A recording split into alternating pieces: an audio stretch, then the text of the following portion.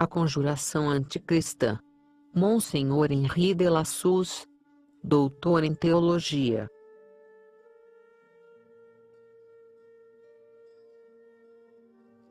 O templo maçônico, que quer se erguer sobre as ruínas da Igreja Católica. As portas do inferno não prevaleceram contra ela. São Mateus, capítulo 16, versículo 8.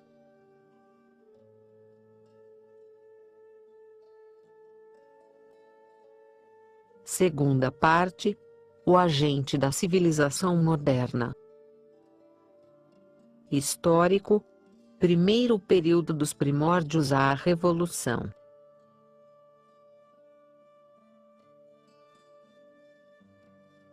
Capítulo 10. A franco-maçonaria nos seus primórdios.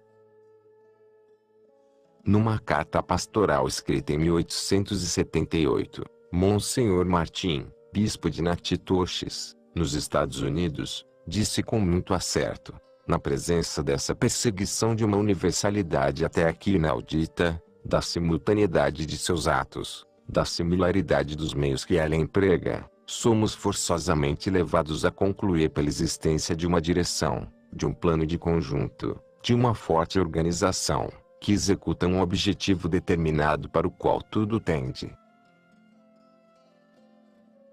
Sim, ela existe, essa organização, com seu fim, seu plano e a direção oculta a qual ela obedece, sociedade compacta apesar de sua disseminação sobre o globo, sociedade misturada a todas as sociedades, sem se fazer notar em nenhuma delas, sociedade de um poder acima de todo poder, excetuado de Deus, sociedade terrível, que é, para a sociedade religiosa, para as sociedades civis, para a civilização do mundo, não somente um perigo, mas o mais temível dos perigos.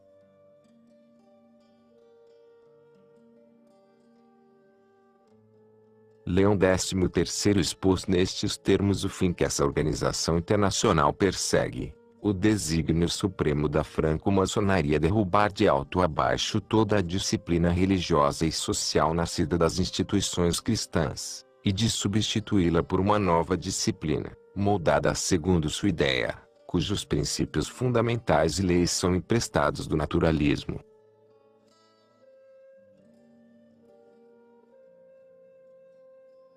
A ideia de substituir a civilização cristã por uma outra civilização baseada no naturalismo, nasceu, dissemos, na metade do século XIV. Um esforço sobre-humano, continuado até nossos dias, foi tentado para realizá-la no fim do século XVIII.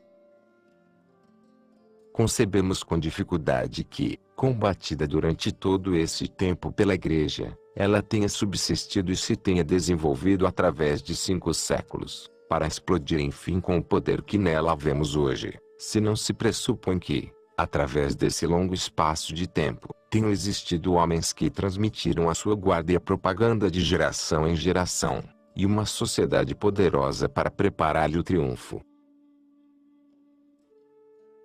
Uma verdadeira conspiração contra o cristianismo pressupõe, com efeito, não somente o desejo de destruí-lo, mas inteligências, uma concerto nos meios de atacá-lo, combatê-lo e aniquilá-lo. Esses adeptos, vista que conspiravam contra o estado de coisas existente, tinham todo o interesse em se esconder durante a vida, e em deixar após eles a menor quantidade de pistas possível sobre a existência de sua associação e de sua conspiração. No entanto, indícios sérios permitem acreditar que a ideia dos humanistas foi recolhida pela franco-maçonaria. Existisse a maçonaria ou não antes deles, ela tentou a realização dos seus desígnios no século XVIII e retomou-os em nossos dias com a experiência que seu insucesso lhe conferiu.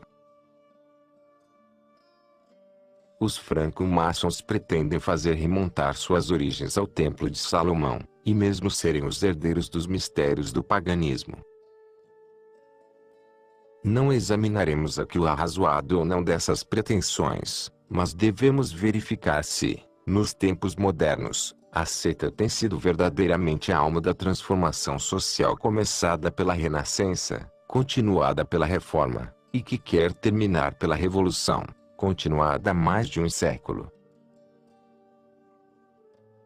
A segunda geração dos humanistas, mais ainda do que a primeira, introduziu nos espíritos uma maneira absolutamente pagã de conceber a existência.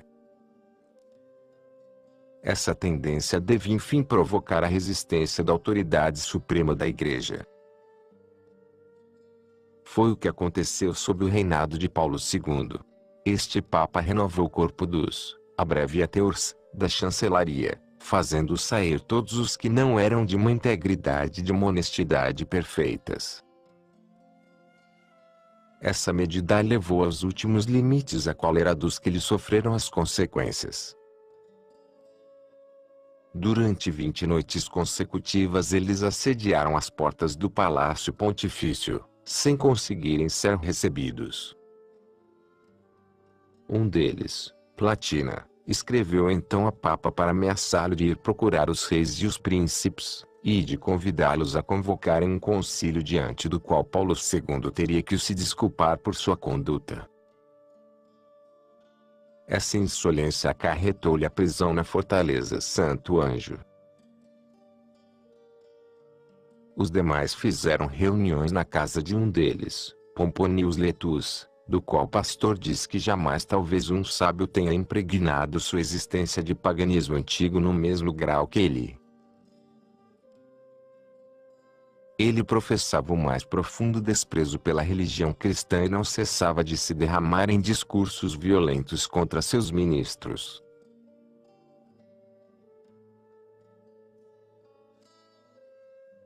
Essas reuniões deram nascimento a uma sociedade que eles chamaram Academia Romana. Uma multidão de jovens, pagãos de ideias e de costumes, juntaram-se a ela. Ao entrar nesse cenáculo, eles abandonavam seus nomes de batismo para tomar outros, tirados da antiguidade, e escolhidos mesmo entre os mais mal afamados. Ao mesmo tempo, apropriavam-se dos mais escandalosos vícios do paganismo. Valateranus reconheceu que essas reuniões e as festas que aí se celebravam eram o início de um movimento que devia encaminhar-se para a abolição da religião.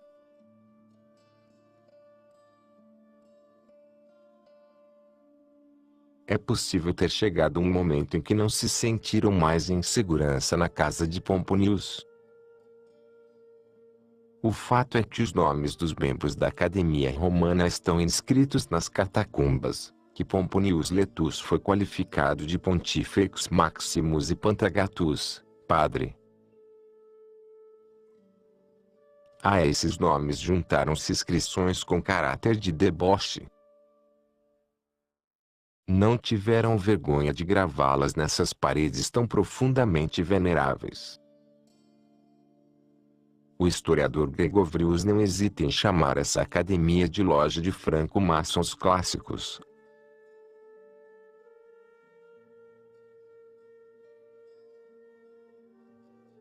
A academia tinha escolhido as trevas das catacumbas para melhor esconder da autoridade a sua existência, e dando aos seus chefes os títulos de padre e de soberano pontífice. Manifestava não ser uma sociedade literária, mas uma espécie de igreja em oposição à Igreja Católica, uma religião, essa religião humanitária ou essa religião da natureza com a qual a Revolução quis, mais tarde, na França, substituir a religião de Deus Criador, Redentor, Santificador, e cuja adoção por todo o gênero humano, como veremos, aceita almeja. A impiedade e a licenciosidade pagãs eles tinham dado por companheira a ideia republicana. Num dos últimos dias de fevereiro de 1468, Roma soube, ao despertar, que a polícia acabava de descobrir uma conspiração contra o Papa e de realizar numerosas prisões, principalmente entre os membros da academia. O projeto consistia em assassinar Paulo II e proclamar a República Romana. sem dúvida jamais se dissipará inteiramente, diz Pastor, a obscuridade que paira sobre essa conjuração. Todos esses fatos carregam os caracteres de uma sociedade secreta. Na época da Reforma, a existência da franco-maçonaria torna-se mais manifesta. É ao século XVI, diz N. Deschamps, ao ano de 1535, que remonta o mais antigo documento autêntico das lojas maçônicas. Ele é conhecido pelo nome de Carta de Colônia. Ele nos revela a existência, já antiga, que remonta talvez a 2 séculos, de uma ou de várias sociedades secretas que existiam clandestinamente nos diversos estados da Europa, e em antagonismo direto com os princípios religiosos e civis que tinham formado a base da sociedade cristã. N. Deschamps dá provas da autenticidade dessa carta. Digamos que não sejam aceitas por todos. Cláudio Jonetti admite-as. O original do documento encontra-se-ia nos arquivos da loja-mãe de Amsterdã, que conserva, disse, também a ata de sua própria constituição, datada de 1519. Tudo é notável nesse documento, os fatos, as ideias e os nomes dos signatários. Ele nos revela a existência e a atividade, há pelo menos um século. O que nos leva além de Paulo II e da sociedade secreta dos humanistas. De uma sociedade que já se estende a todo o universo, cercada do mais profundo segredo, que tem iniciações misteriosas, obedece a um chefe supremo ou patriarca, conhecido apenas de alguns mestres. Não obedecendo a nenhum poder do mundo, dizem os signatários, e submissos somente aos superiores eleitos de nossa associação espalhada pela terra inteira, executamos suas incumbências ocultas e suas ordens clandestinas através de um intercâmbio de cartas secretas e por seus mandatários encarregados de missões expressas.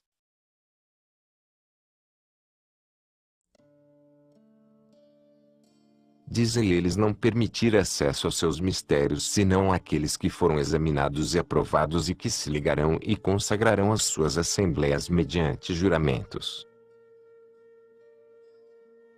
Caracterizam a distinção entre eles e o mundo profano através destas palavras que encontramos em todos os documentos da maçonaria, o mundo iluminado e o mundo mergulhado nas trevas.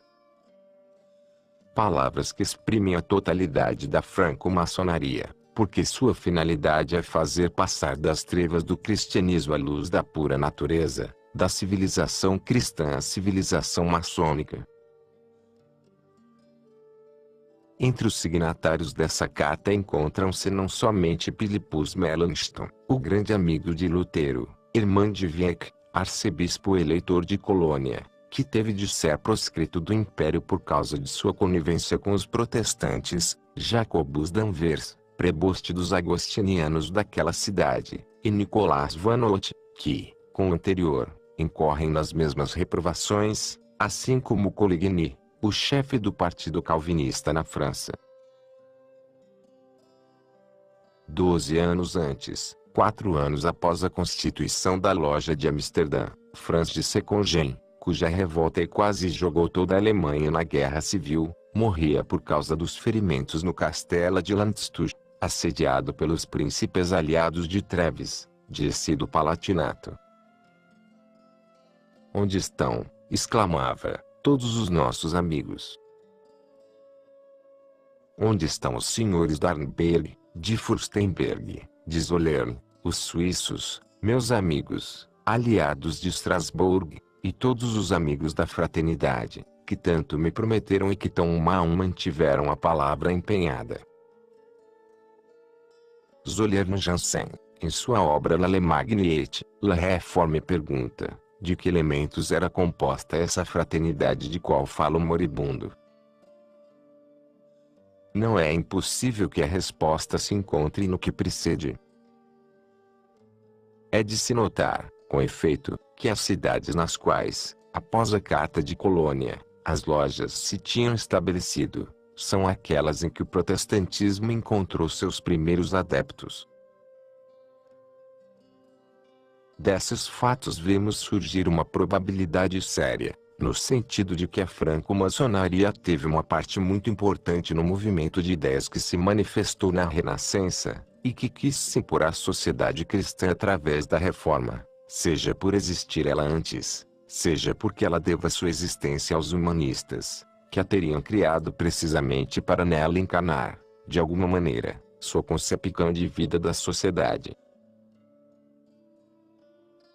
Nas suas origens a franco-maçonaria devia estar envolta num segredo muito mais impenetrável do que lhe é possível hoje, após a ação contínua durante vários séculos, daí a dificuldade em recuperar suas pistas. Mas a participação que ela teve na Revolução dá aos indícios que acabamos de recolher um valor probante que por si próprio não seria tão grande, porque foi o pensamento dos humanistas, tal como vimos, que a Revolução quis realizar com a destruição da Igreja Católica e com o estabelecimento do culto da natureza. Louis Blanc reconhece que é exatamente aí que se encontra a finalidade buscada pela maçonaria, no grau de Cavaleiro do Sol. Assim que uma admissão acontecia, o venerabilismo começava perguntando ao primeiro que chegava: que horas são? E este devia responder: é a hora da obscuridade entre os homens. Interrogado, por sua vez, sobre os motivos que ali o traziam, o recipiendário respondia: venho procurar a luz, porque meus companheiros e eu nos perdemos durante a noite que cobre o mundo. Nuvens obscurecem Esperus, a estrela da Europa. Elas são formadas pelo incenso que a superstição oferece aos déspotas.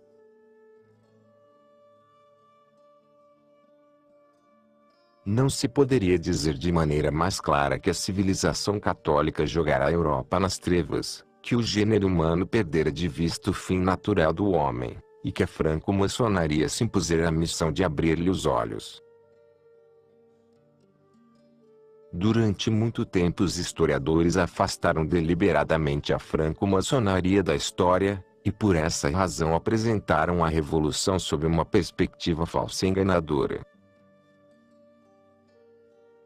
Wallon, com a publicação das atas que foram elaboradas na própria ocasião, expôs-nos enfim os fatos tais como se produziram, mas ele não remonta às causas e aos agentes primeiros que motivaram esse cataclismo, as ideias cuja propagação tornou possível.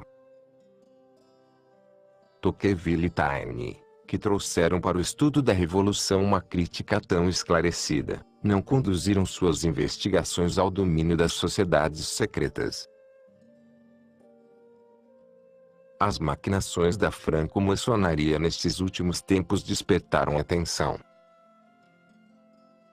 Vemo-la preparar-nos novas reviravoltas e novas ruínas.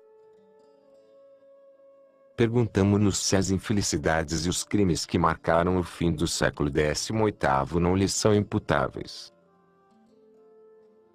Maurice Talmeyer proferiu recentemente uma conferência que publicou em seguida em brochura, sob o título La Franc-Maçonnerie, La Révolution Française. Copin Albancelli, Prache e outros aplicaram-se, em diferentes publicações, em fazer sair das trevas cuidadosamente cultivadas, a participação que as sociedades secretas tiveram na Revolução. Para sua demonstração puderam aproveitar a obra publicada, há 30 anos, por N. Deschamps, sob o título Les Sociétés Secrètes et La Société, completada em 1880 por Cláudio Janetti. E estes tinham oferecido larga contribuição com uma obra anterior, publicada em plena Revolução, em 1789, por Barruel, Mémoires pour servir à l'histoire du jacobinisme. Essas Mémoires não oferecem, como o título poderia fazer crer, documentos relacionados à história dos crimes cometidos pelos jacobinos, o que Barruel, nos seus 5 volumes, se aplicou em fornecer aos futuros historiadores do terror, foram as informações que lhes permitiriam estabelecer o ponto de partida, os agentes primeiros e as causas ocultas da Revolução. Na Revolução Francesa, diz ele, tudo, até suas perversidades mais pavorosas, tudo foi previsto, meditado, combinado, resolvido, estabelecido, tudo foi efeito da mais profunda maldade, posto que tudo foi amargo, dos homens que possuíam, sozinhos, o fio das conspirações urdidas nas sociedades secretas, e que souberam escolher e apressar o momento propício às conjurações.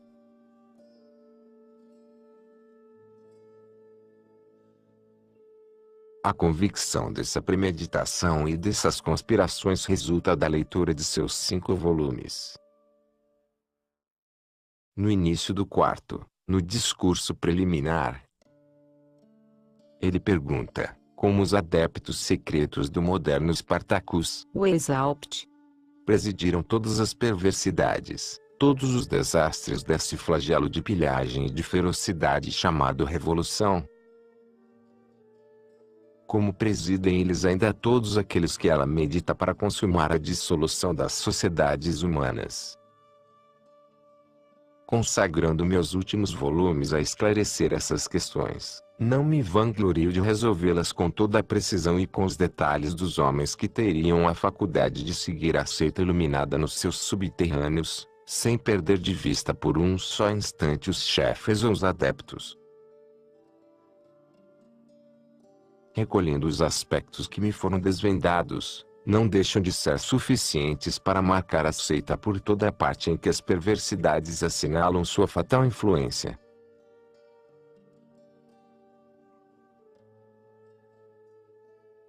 Compreendamos o forte, o pungente interesse que a leitura dessa obra apresenta no momento atual.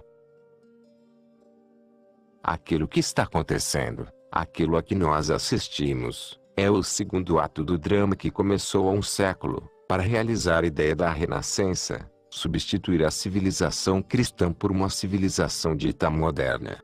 E a mesma revolução, reavivada em seu fogo, com a intenção, que Barruel já observara, de espalhar o incêndio a todo o mundo. Ele nos mostra esse desígnio, essa vontade, expressos desde o começo do século XVIII. Poderão os conjurados alcançar seus objetivos? É segredo de Deus, mas também nosso. Porque o estratagema da revolução depende do uso que nós quisermos fazer de nossa liberdade, assim como dos decretos eternos de Deus. Foi para dar apoio, para encorajar as boas vontades, que Barruel escreveu em suas memórias, é para triunfar, enfim, a qualquer preço, sobre a revolução, e não para desesperar, que é preciso estudar os fastos da seita. Sede tão zelosos relativamente ao bem quanto ela tem sabido ser relativamente ao mal. Que se saiba querer salvar os povos, que os povos saibam eles mesmos querer salvar sua religião, suas leis e sua fortuna, assim como ela sabe destruir, e os meios de salvação não faltarão. É precisamente a vontade e a esperança que também gostaríamos de ver resultar da leitura deste livro. Antes de dar aqui um resumo muito curto da obra de Barruel, é bom apresentar nossos leitores ao autor, para que saibam que crédito devem dar-lhe. Augustin Barruel nasceu no dia 2 de outubro de 1741, em Villeneuve de Berg. Seu pai era tenente do Baleado de Vivarais. Terminou seus estudos e entrou na Companhia de Jesus. Quando ela foi ameaçada, ele se mudou para a Áustria, onde pronunciou seus primeiros votos. Permaneceu alguns anos na Boêmia, depois na Morávia, e foi professor em Viena, no Colégio Teresiano. Em seguida foi enviado à Itália e a Roma.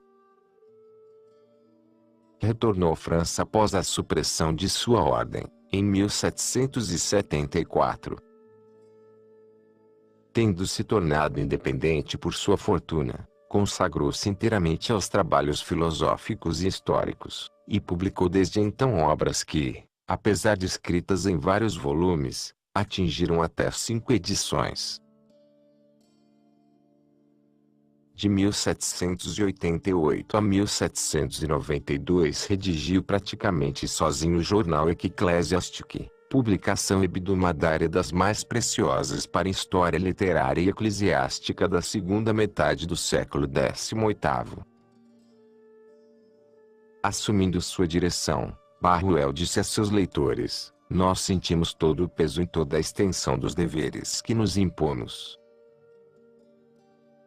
Não podemos deixar de sentir preocupação com toda a assiduidade que eles exigem, interditando-nos, doravante, toda ocupação que poderia distrair-nos deles. Mas, voltado por estado ao culto do verdadeiro Deus, a defesa de nossas santas verdades, como esses deveres vão se tornar caros para nós. Sim, este dia no qual nos comprazemos em considerar nossas funções de jornalista eclesiástico, torna esses deveres preciosos. Ele pôs em todas as suas obras esse espírito de fé. Quanto mais os dias se tornavam ruins, mais o abade Barruel demonstrava zelo e bravura. Mudava frequentemente de domicílio, para fugir dos mandados de prisão.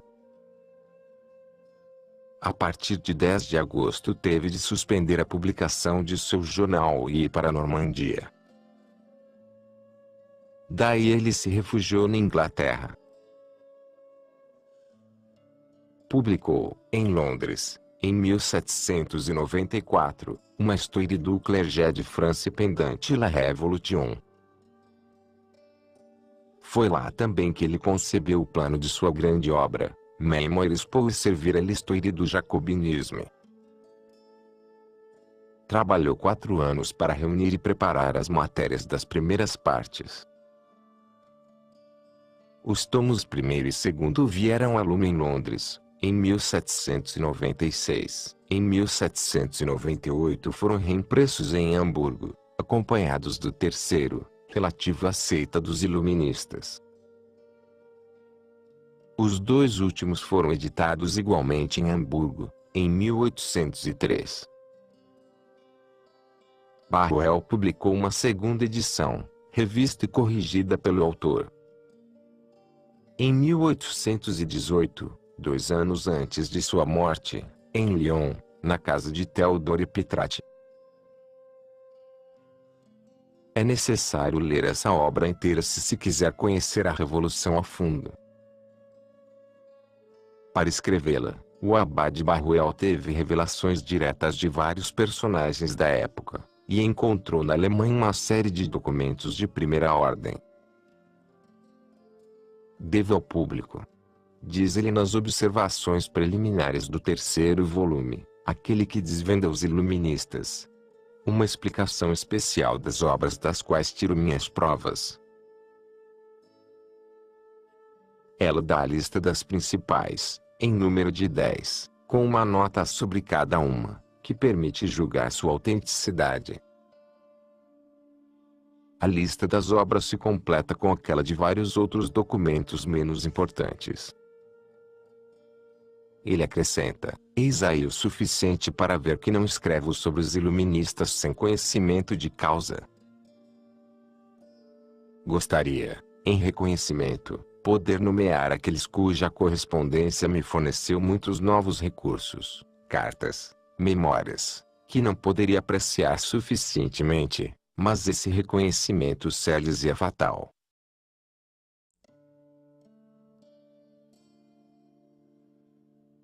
E mais adiante, aquilo que eu cito, tenho à minha frente, eu o traduzo, e quando traduzo, o que frequentemente acontece, coisas impressionantes, coisas que com dificuldade se acreditaria poderem ser ditas, cito o próprio texto, convidando cada qual a explicá-las, ou fazê-las explicar e verificar. Eu cotejo os diversos testemunhos, sempre com o livro à mão. Não menciono nenhuma lei do Código da Ordem, sem as provas da lei ou de sua prática.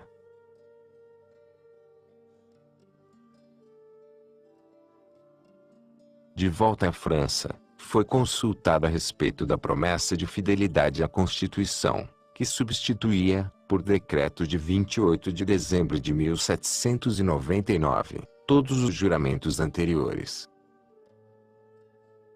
Ele publicou, em 8 de julho de 1800, um parecer favorável. Suas razões, muito claras, anexadas às explicações do Moniteur, declarado jornal oficial, decidiram Emery e o Conselho Arquiepiscopal de Paris a se pronunciarem em favor da legitimidade da promessa.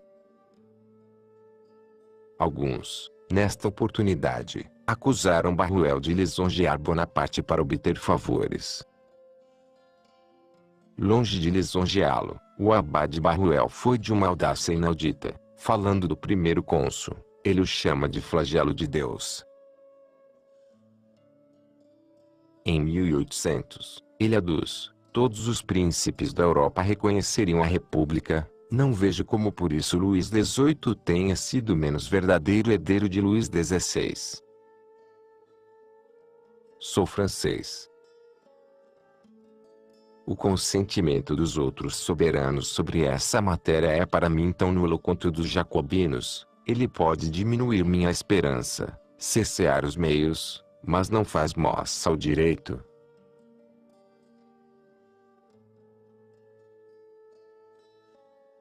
Barruel retornou à França somente em 1802. Tomou a defesa da Concordat e publicou sobre a matéria seu tratado do Papier, de ses droits religieux à l'occasion du Concordat. Durante o Império, Barruel manteve-se afastado, não recebeu posto nem dignidade. Empreendeu a refutação da filosofia de Kant. Por ocasião da questão do cardeal Maury, Napoleão suspeitou que ele tivesse feito propagar o breve de Pio VII, e foi aprisionado, com a idade de 70 anos. A polícia perseguiu-o ainda durante os 100 dias. Ele terminou sua vida na casa de seus pais, em Villeneuve-de-Berry, no dia 5 de outubro de 1820, com a idade de 80 anos. Foi preciso entrar nesses detalhes para mostrar a que ponto esse autor merece nossa confiança. Eis abaixo o que acabara por conferir-lhe. Durante os 5 e os 7 anos que decorreram entre a publicação dos 3 primeiros volumes e dos 2 últimos, sua obra foi lida e suscitou observações da parte dos franco-maçons. De acordo com alguns desses, diz Barruel, eu disse demais, de acordo com outros, faltou muito para que eu tivesse dito tudo. Sabemos que os primeiros pertencem ao número daqueles que incluem na seção dos honestos demais para serem admitidos nos últimos mistérios, e os outros, ao número daqueles que, após terem visto tudo nos bastidores das lojas, envergonharam-se, enfim, e se arrependem de terem podido merecer as honras maçônicas. Devo a uns e a outros agradecimentos, mas devo-lhes também uma resposta. Ele lhes dá essa resposta, mostrando ter dito tudo o que devia dizer, e nada além do que devia dizer. Outros maçons se irritaram de se ver assim descobertos e acusaram Barruel de má-fé. Isto aconteceu principalmente com a obra de um inglês, Griffith, redator da Monthly Review. Esse escritor acha passáveis, satisfatórias mesmo, as provas que Barruel dá sobre a conspiração contra o altar, mas diz que as da conspiração contra os tronos estão imperfeitamente demonstradas. Em particular, A abolição da realeza na França é devida, diz ele, às circunstâncias locais, mais do que aos desígnios e às conspirações dos inspiradores da Revolução. Dizendo isso, não faz a menor menção às provas trazidas por Barruel em favor de sua tese. Para responder à acusação de má-fé, Barruel observou que ele deu, e que ele dá de novo, os textos em sua língua original ao lado da tradução que ele fez. E relativamente aos mais importantes documentos aos quais ele se refere, diz que não somente é permitido a cada qual consultar os volumes impressos, mas confrontar esses volumes com os manuscritos que se encontram nos arquivos reais de Munique. Barruel faz mais, oferece a seu acusador um encontro em Munique, para lhe mostrar nos escritos originais as provas evidentes da sua calúnia. Griffith resguardou-se desse encontro e também recusou publicar na sua revista a resposta de Barruel. Weishaupt, o fundador do Iluminismo, veio oferecer forte apoio a Griffith, que era sem dúvida um de seus adeptos. Barruel ofereceu também a Weishaupt um encontro nos arquivos de Munique, onde ele poderia rever os originais de suas próprias cartas, cujo texto ou existência lhe contestava. Mas, acrescentava Barruel, como ele não poderia comparecer lá sem se expor a ser enforcado, por causa de seus crimes contra os costumes, ele poderia nomear um procurador. Ele não foi, nem pessoalmente, nem por procurador,